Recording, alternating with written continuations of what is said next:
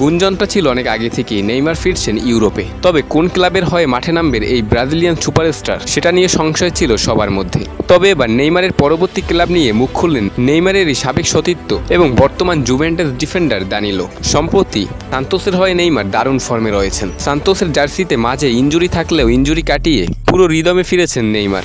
সান্তোসের জার্সিতে ইতিমধ্যে 90 মিনিট করে টানা 5টি ম্যাচ খেলে ফেলেছেন। এর আগে 2021 সালে পিএসজিতে থাকাকালীন নেইমার টানা 5 ম্যাচ খেলেছিলেন। এরপর একের পর এক ইনজুরির কারণে কখনোই টানা 5টি ম্যাচ 90 মিনিট খেলা হয়নি নেইমার জুনিয়রের। অবশেষে নিজের সেরা ফর্মে ফিরেছেন নেইমার। ব্রাজিলিয়ান লিগে নিজের লাস্ট ম্যাচে 2 গোল করে দলকে জিতিয়েছেন নেইমার জুনিয়র।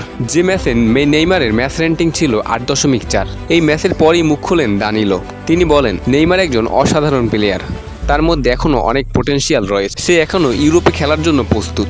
আমি চাই সে জুভেন্টাসের হয়ে খেলুক। এছাড়া পিএসজিতে থাকাকালীন নেইমারকে নেওয়ার জন্য জুভেন্টাস অনেক চেষ্টা করেছিল।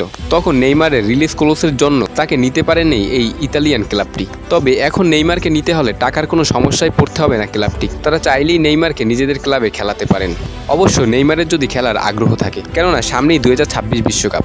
নেইমার চাইবে না 26 বিশ্বকাপের আগে কোনো রকম ইনজুরিতে পড়তে, যার জন্য নেইমার কোনো রিস্ক নিতে চাইবে না। কেননা ইউরোপে অনেক প্রতিদ্বন্দ্বিতামূলক খেলা, যেখানে ইনজুরি হওয়ার চাপটা অনেক বেশি থাকে। এখন সময় বলবে নেইমার